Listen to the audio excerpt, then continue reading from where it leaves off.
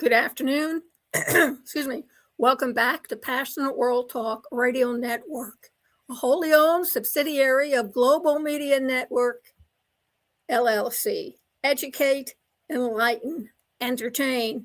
And this is an opinion post from the New York Post by Adam B. Coleman. And it's the art of the scam.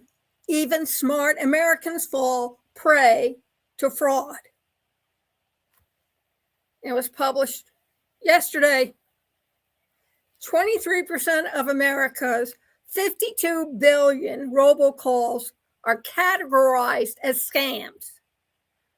And Adam said he felt like he's gambling every time he decides to answer a call from an unknown number. And if you're not being taken as a sucker, it's our government institutions being gamed with deceptive criminals, domestic and abroad, siphoning our hard-earned money.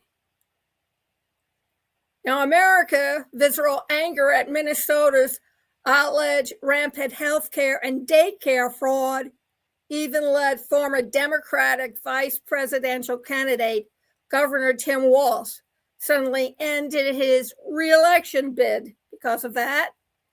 It's hard to openly admit you're a victim because in hindsight, the tactics are incredibly clear. Outsiders with no emotion in this situation see the scheme at hand and consider you foolish or a fool instead of being a victim. Now, Adam never spoke about this publicly, but his wife and he were scammed in 2020 on the Facebook marketplace. His wife had an old item she wanted to sell, but doubted she ever could. The scammer emailed her claiming a PayPal payment had been made, so she went ahead to prepare and shipped the item to him the next morning. And despite their initial embarrassment, they were lucky they didn't suffer any massive losses. But Americans, many of them, have lost their entire life savings, especially the elderly, and some have even resorted to suicide.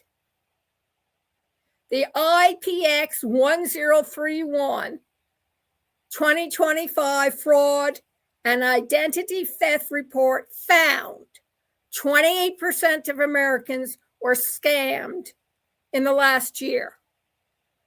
This abundance has created an industry of scam baiters who blend aspects of investigative journalism, white hat hacking, and entertainment on their YouTube channels. Ben Taylor at Pleasant Green on YouTube specializes in humor and sarcasm as he exposes various types of scams while teaching people how to avoid them. Bad news, guys. I started this way before you were ever on the air. Every year, we spend more and more time online. And now with AI, the technology is just crazy. The ones that really stick it out are these sextortion scams that the young people go through. We've had so many rattling cases where kids end up taking their lives because they're afraid these scammers are going to leak their personal photos. These people are so embarrassed to admit they fell for a scam that they rather suffer in silence. And it just takes a toll on your mental health. Ashton Bingham and Art Kulik from Trilogy Media on YouTube and hosts of the Fox Nation show Scammed, Get Even saw a similar drama while helping victims over the past decade. Talking to victims is 100 times harder than talking to scammers, Bingham told me. We've seen people lose their entire life savings. One of the first victims they ever met, Susan Not only had she lost everything, but she hadn't told her family because she was afraid they were going to judge her. With the mountain of evidence it's able to gather both domestically and abroad, law enforcement still lags in prosecuting these criminals. It was already hostile for half a decade to bring attention to law enforcement. They don't have enough time, money, resources to dedicate things to the cyber scams. Ask the greatest misconceptions about cons.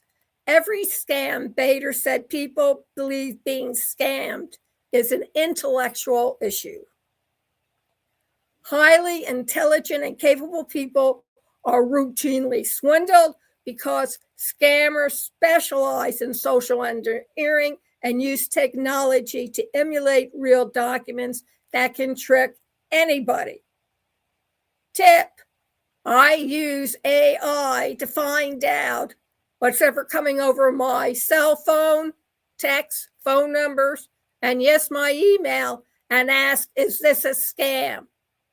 And they find out for me immediately, something you should consider. Cyrus Johnson, a Dallas-based 23-year-old Texas and California corporate technology and finance attorney, almost lost more than $100,000 with a refined scheme targeting law offices setting up corporate deals for potential clients. The check he got turned out to be counterfeit.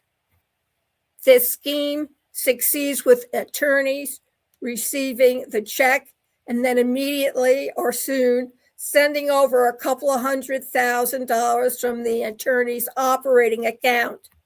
Assuming that the check is going to clear before we do anything else, the funds have been sent out from the attorney's account and they're lost, Johnson told Adam. In a major bust in India recently, authorities seized more than 100,000 forged certificates from 22 universities. Clients would spend $2,400 to $4,800 for their fake documents to potentially receive job opportunities domestically and in countries like America. We have the same issue here in the United States, exclaimed Julia Funeke, director of AACRAO's International Division, which helps train higher educational professionals to identify fraudulent credentials effectively. Your medical doctor, your OBGYN is from a legitimate institution. You give them some trust. If that trust is based on a lie or a false credential, then you're not only jeopardizing that person and their life, you're jeopardizing that profession and you're jeopardizing the trust of the general public. Forgeries take place with people in undeserved positions, and it undermines our entire system, which is built on trust. Scammers often attempt to mimic one-time login passcodes, causing people to click links or initiate calls that give them access to financial accounts. However, what has changed over the last couple of years is just the scale of the fraud and the sophistication that goes into these schemes.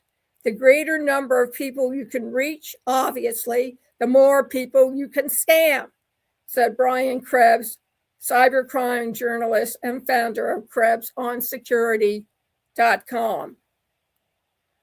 And Adam goes on to say that speaking with these experts have altered my perception of scams and their impact. Like most people hearing about victim tales, I hyper-focus on the money they lost, but I should pay attention to the trust that is also lost. When someone cheats you, you lose trust in society and yourself. You begin to doubt you're trustworthy enough to answer an unknown incoming call or properly interpret emails by yourself. The greater the loss, the more extreme distrust you have in yourself. Scamming, then, is an emotional crime, just as it is an economic crime. It's why victims stay quiet, don't tell their friends or families, and refuse to report it to the authorities, fearing judgment. You're not a fool. Unfortunately, it was just your turn. Thank you very much for listening to today's Scam DamNation. And please go over to passionateworldtalkradio.com/blog. Listen to the audio cast or podcast, read the summary, and of course, click on the link to read everything you need, plus anything addition, so you can protect yourself. My husband had a PhD from Harvard in organic chemistry, and he was scammed by people in India promising him computer services that they didn't do. Does that tell you something? Thank you very much, and either keep warm or keep warmer. See you next time.